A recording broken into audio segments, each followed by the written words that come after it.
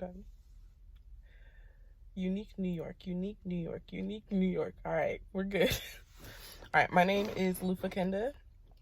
And I basically just wanted to join the discussion about Insecure season 4, episode 3.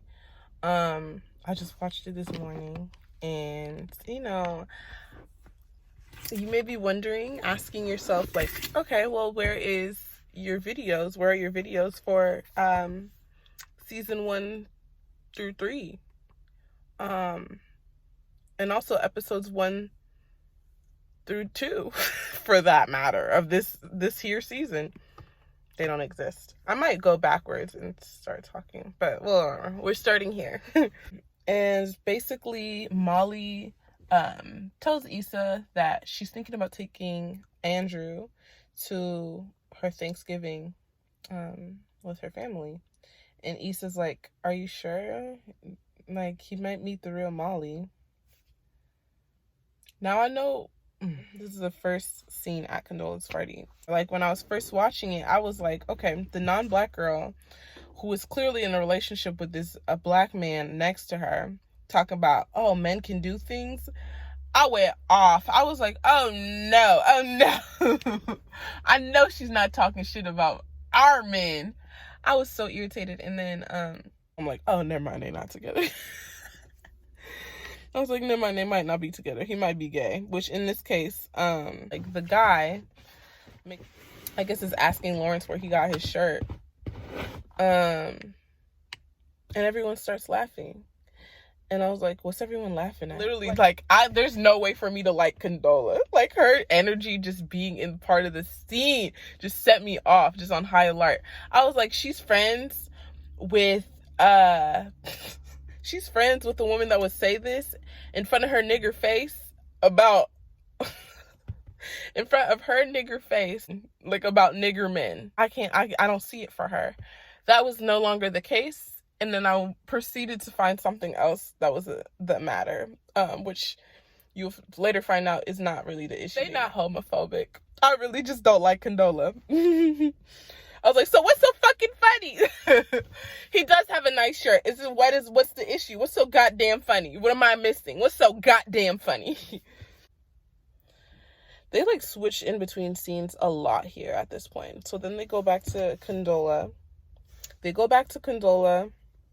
Her light-skinned girlfriend that's in tech is actually engaged to the dark-skinned woman that was in the scene before. So yeah, and this is when I was like, okay, Lufika, you gotta chill, because not everything ain't what it seems, it appears. So the drunk light-skinned girl, her name is Drunk Mickey, I believe. She's the saving Drunk Mickey. Goes and gets wine with Lawrence. I guess Lawrence offers to, like, refill people's wine. Mickey comes and is basically talking about how great she feels Lawrence is for Condola, and that, like, she's just been in such a rut and she just needed to just, like, let her hair down and have fun. And Lawrence is, like, processing this and is interpreting this as, oh, like, I'm for the fun, like, and I'm trying to, like, really get to know this girl. You can see it, you can read it all over his face, and you can tell he really feels like he took an L. And I feel like that's, like, I'm pretty sure when the sink sprays him. The damn sink ain't fixed. And I'm like, oh, shit. She's funny, though. It's cute. What's next? Issa and her brother again. She tells them all about how she and Lawrence and Condola, like, ran into each other in that coffee shop or cafe or whatever. Yeah, so Issa, like, she got potential with Lawrence. Like, I'm seeing that you can be great. I know that you can be great. But you still on my couch trying to put shit together. And then she feels like Condola is reaping the benefits of all the hard work that she's put in for years with this man. And I'm like, bingo, girl. That is an indication that you're probably not ready for what this means. Like, being friends with the person that is like building a relationship with your ex, sleeping with your ex. Like, I don't think that she's completely, and they hadn't been broken up for that long, which is what Amal also notes in the scene, is they haven't been broken up that long. So I just feel like she's not ready to juggle a friendship with Condola as well as a friendship with Lawrence. Like, I think it's just, I'm not ready for it. Shit. I'll say it. I'm not ready for this. This is too much. Ew. We're back at Molly's mama house. They're playing Taboo, which is this is the greatest game ever known to man. Molly don't want to be on a team with her pop. Very awkward. And her brother's just like, can I talk to you in the kitchen real quick? And she's like, hey, like, that's fine. And they're chatting. And he's like, you need to get over this. Like, it has been months. You've been weird to your father for all this time.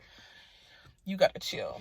He calls their father a nigga, which is like valid. I be calling, dads are niggas too. And I feel like we need to remember that.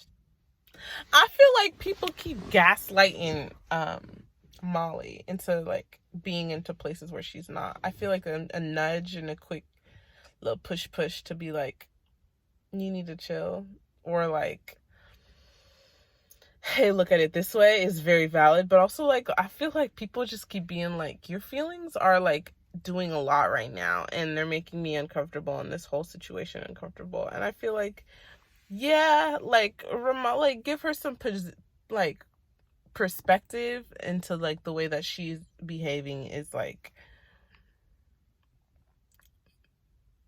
changing the energy. Like, you got the baby sad that he can't keep score. Like, there's you know what I'm saying? But also it's just like, this is all internal shit she's got to deal with. And like, I mean, it means a lot to her. I also feel like there's a lot of like different gender things that we could go into. The fact that like she's really the only one really torn up about this, but she's also the only girl in this family. So like,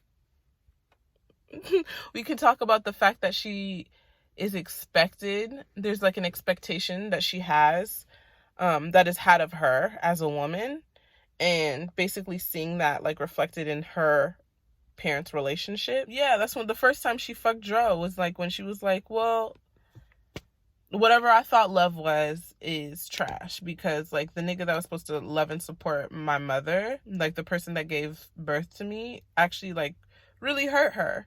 And like, I can see how that's damaging. And I feel like she's entitled to her space. And it's hard to make that kind of space during a holiday like Thanksgiving, but I don't feel like it's any less necessary or any less like valid. I just think that I think that there's something there that we could go deeper into, you know what I'm saying, about like gender and betrayal and what this betrayal means to her as a woman rather than what the betrayal meant to her brothers or means to them as men. And especially like as Black women. There's this thing about us, I guess. I know that a lot of us will like romanticize our parents and our grandparents' relationships, and then you find out your father ain't shit, or just is also human rather. I feel like I'm gonna reiterate what I said at the beginning. I don't feel like she has enough time to grow and evolve, or like the space to even. Yeah, that's my little 2 cents on that. It's just like, and another goddamn thing. Listen, of course that nigga stayed. He fucked up. If you fucked up, listen, of course I'm gonna want to stay where the hell I was at. Of course I'm gonna stay where I was at. The hell? Shit. What, was he gonna leave with her? She's supposed to find solace in the fact that like he didn't run away with another woman. He's in fact still with the woman that he hurt. That's not the point. That is not the point. Niggas really think you was born yesterday. The point is that he cheated in the first place. The point is that he had an opportunity to disrespect his wife and his children and his family, and he took it. That is the point. That is the entire point. But we go sit here and act like he should get a pat on the back for feeling bad about doing a bad thing. That's a conscience. Born yesterday. Niggas really think we were born yesterday. And she's taking a bait, man. Can we have a... Yeah, man. I don't know. I'll be ready. No, I'll be ready to hold on to my anger forever. Molly's texting Issa. Issa's texting Molly about like, hey, when can I come over for pie? And Molly's like, okay, whenever do you, girl? And then Molly's just like, Or Issa's like, I'm not coming. And Molly's like, all right, well, like, Issa doesn't want to have the conversation is what it is. And I feel like Molly feels like you really just don't want to put in the work for this friendship. With Condola and Lawrence talking at the end, man, I was just like, yo, I really, really, really, really hope they break up. I'm so sick of them. I'm so sick of them. I really hope they break up. I'm so sick of these niggas. So basically, he's telling Condola. So Condola's joking. They're like, yeah, I love that you came today. Like, thank you so much. You were a great co-host. And, yeah, like, we had a great time. And he was like, yeah, thanks for inviting me. And she was like, well, technically you invited yourself. And he was like, oh, you weren't going to invite me? Which brings up the fact that he feels like she means more to him than he means to her. So he feels like there's like this imbalance and that they're like not on the same page. Like someone's going too fast type shit. So he's having that conversation with her. Sorry, I gotta use low power mode. I really should have charged this. But basically, yeah, he's feeling like they're on different wavelengths type thing. Which is like valid. Why is it not focusing on my face? There we go. Which is like valid. And I think it's like I guess it's important to have this conversation now before it festers. And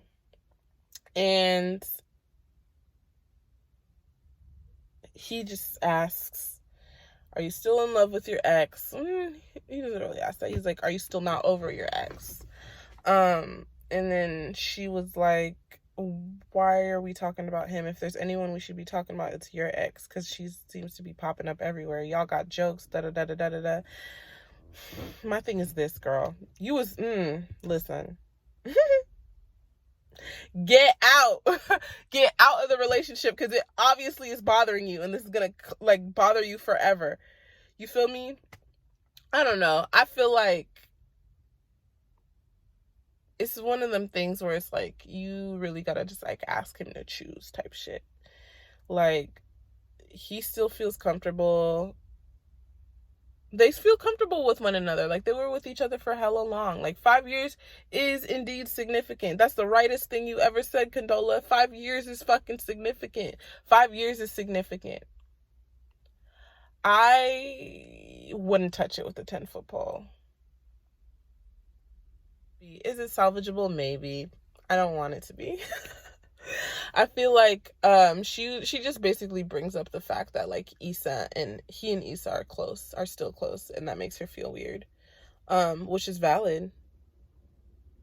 I don't think that her feelings are unfounded, and let me tell you why. Let me get into the juicy part, because I really truly feel like those niggas are still like, they just haven't had enough time to really figure out what a friendship or like even being acquaintances really means to them, having just been in a relationship.